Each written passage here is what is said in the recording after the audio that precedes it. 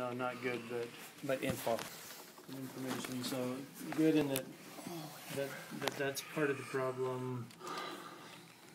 Bad in that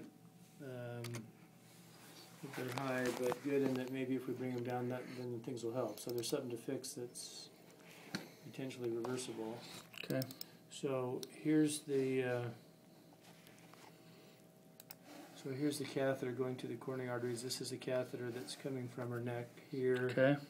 Down like that, and I think what we'll do is just leave that catheter there so we can continue to monitor the pressures. That's why we put it in the neck, so she could sit up and not have to lie down. Okay. And then this is the artery that was stented, and the stent looks great. The new stent? The Old one that we stent. put in yesterday. Okay. So Right. this was the artery that was closed right there. Right. And now you can see dye goes like this. So this looks good. So this hasn't clotted off. Okay. And she still has this blockage right here.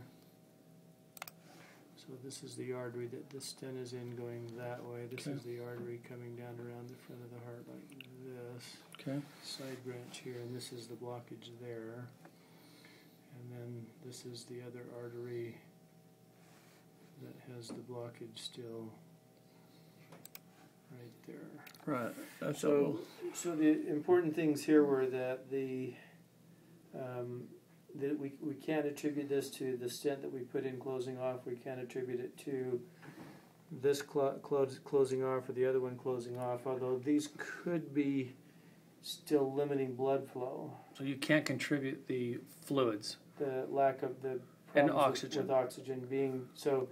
If this between 2 days ago and now, if this had closed off and she'd had another heart attack on the bottom, then she could go into heart failure and have all this fluids. But that hasn't happened. This is still open. Perfect. The other artery is still open. Okay. The stent's still open, so it's nothing to do with another heart attack. Okay. And so I think, and she looked like she was putting out quite a bit of urine from the Lasix from the diuretic that I gave her this morning.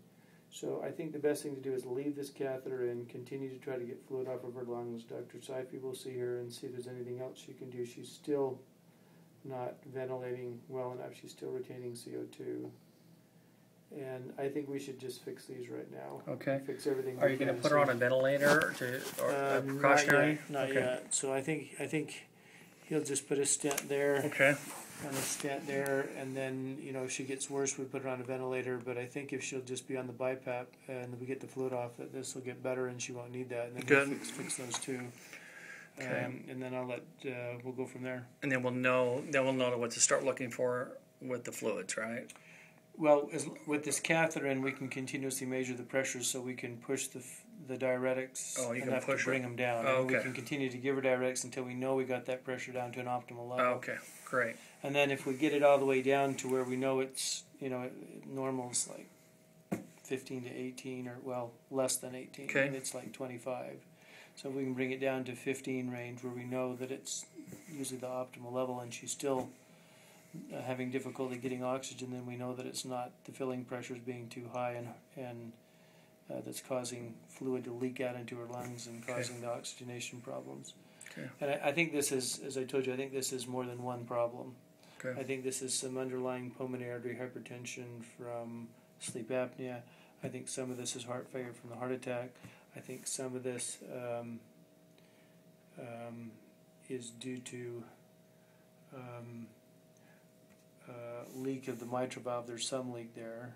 I think some of this is due to the weakness of her heart from the heart attack that she had. And we just have to optimize everyone we can and make sure she doesn't have pneumonia. Okay. Didn't aspirate. And I think we should ultrasound her heart again really briefly, just a very limited look, just to make sure that the mitral valve opens, closes, and so it opens, blood comes in. When it closes, there's a cord that's tethered to the bottom side of the valve so that it doesn't pop backwards. And this area of heart attack sometimes will cause the muscle here damage. Okay. Sometimes the cord can break, and then this leaflet that will like leak. this, and it'll leak. Yeah. Now we know that wasn't the case last night because we looked at an ultrasound. So did something happen between last night and now? I don't think so. Okay. And the pressures a lot of times you see a big spike in the pressure tracing when that happens, and I didn't see that. Okay. But it's non-invasive, easy to do. I think we'll just when everything gets done, she settles down. We'll just look again, make sure that Okay. that hasn't happened, Great. and then we'll go from there and hope that she gets better over the next 2 or 3 days. Okay. Great. Great plan. Thank you. Okay. Appreciate all your info. You bet. Anything else you need?